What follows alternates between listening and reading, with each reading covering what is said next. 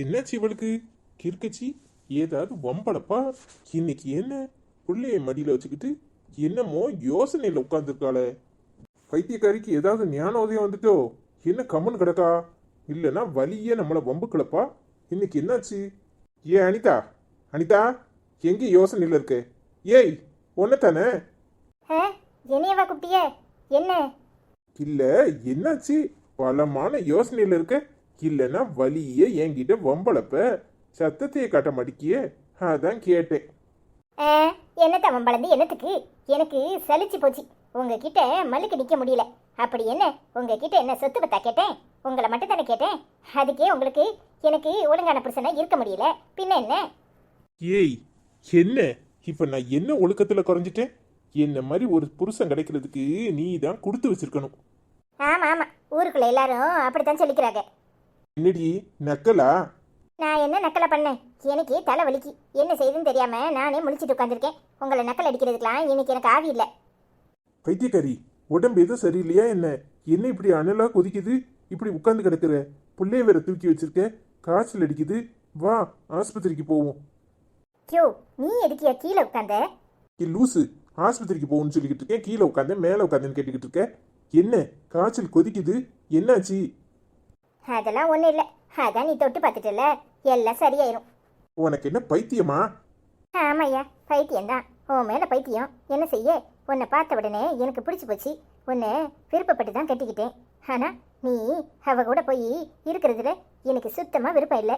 நீ எப்போ அவகிட்ட பேசினாலும் என்னையும் மீறி எனக்கு ஆத்திரம் வருது. என்னை என்ன செய்ய சொல்கிற?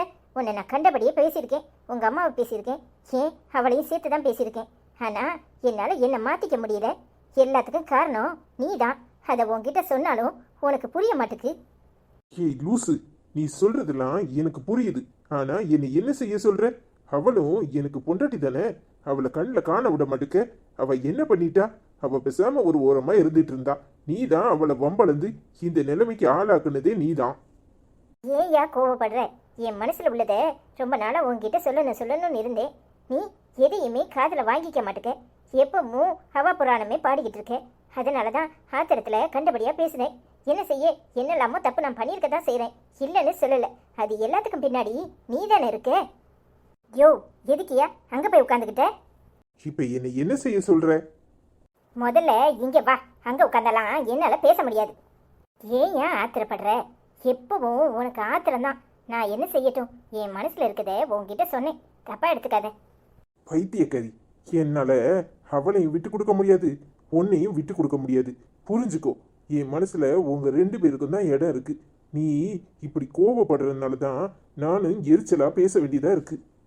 அப்ப இது எல்லாத்துக்கும் நான் தான் காரணம், அப்படித்தானே? நான் இருக்கிறதுனால தான் உனக்கு பிரச்சனையா இருக்குல்ல? ஏ லூசு, அறிவு கட்டத்தனமா ஏதாவது உளராத. என்னால உன்னையும் விட்டு கொடுக்க முடியாது, அவளையும் விட்டு கொடுக்க முடியாதுன்னு சொன்னேன். ஆனா நாங்க ரெண்டு பேரும் சேர்ந்து வாழ முடியாது. அதை ஏன் புரிஞ்சுக்க மாட்டேங்கிற? பைத்தியக்காரி, பைத்தியக்காரி, இது எல்லாத்துக்கும் காரணம் நீ தான். அவ நம்ம கல்யாணம் முடிஞ்ச பிறகு தனியா தானே இருந்தா. அவளை இங்க கூட்டிட்டு வந்து அவகிட்ட சண்டை போட்டு அவளை ஒரு வழியாக்கி எல்லா பிரச்சனையும் நீ தான் உண்டு பண்ண. இப்ப என்னை என்ன செய்ய சொல்ற? என்னால அவளை விட்டு கொடுக்கவும் முடியாது. என்ன பண்ண சொல்ற?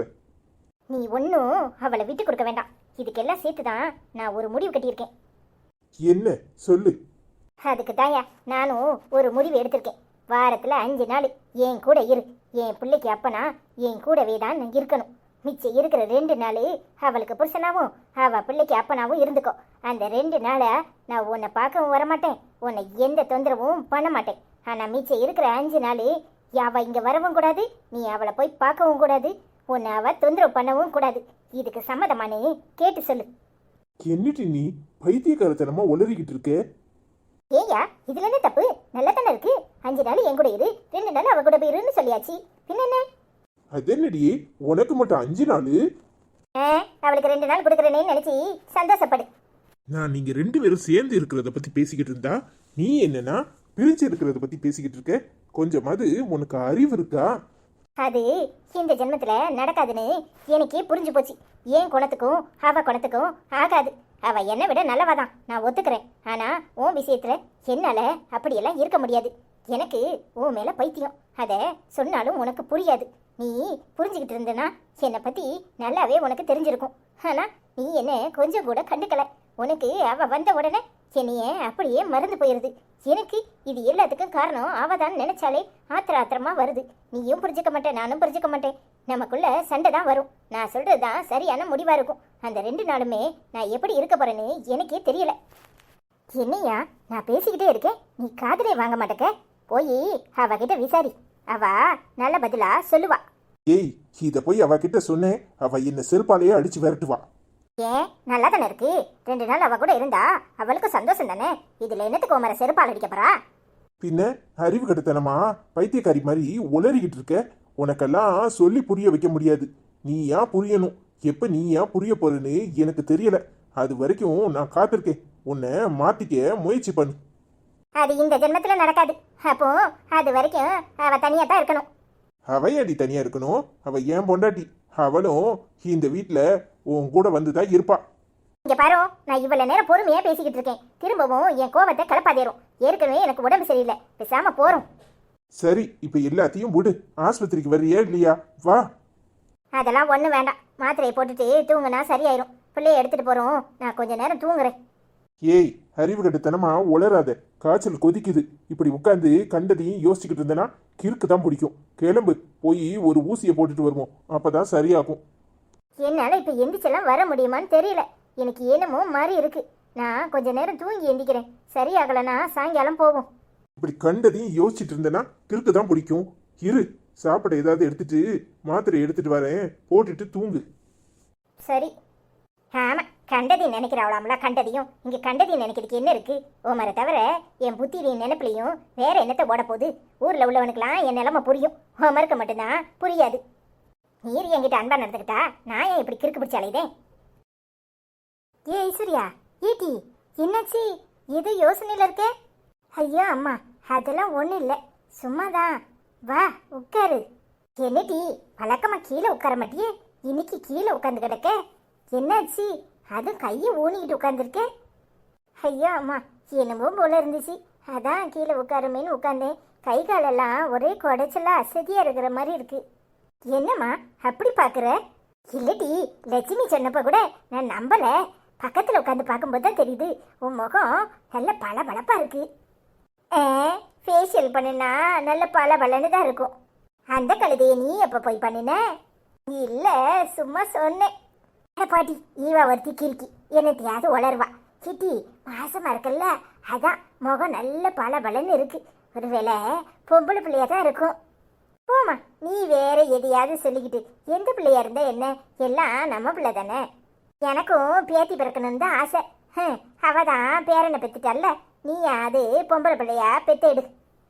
பரவாயில்லையே, அவளுக்கு போட்டியா ஆம்பளை பிள்ளைய பெத்தெடுன்னு சொல்லாம பொம்பளை பிள்ளையா பெத்தெடுன்னு சொல்றியே, உனக்கு நல்ல மனசுதாம்மா. அடப்பா கழுத, ரெண்டும் நம்ம வீட்டில் ஆம்பளை பிள்ளைங்க தான் முதல்ல பிறந்தானுங்க. அடுத்ததா பொம்பளை பிள்ளை பிறக்குமான்னு ஏங்கிதான் நீ பிறந்த. 3ஆவதா எனக்கு மகாலட்சுமியா வந்து பிறந்த.